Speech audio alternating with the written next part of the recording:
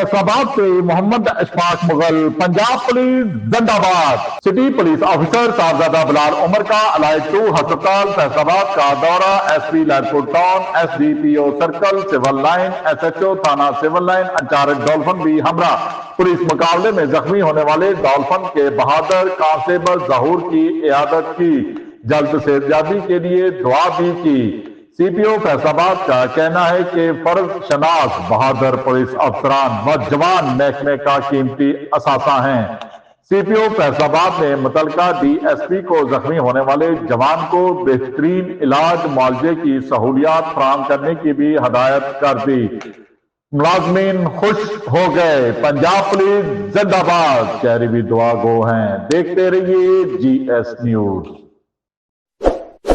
इस वीडियो को लाइक करें, हमारे चैनल को सब्सक्राइब कर बेल आइकन जरूर प्रेस करें।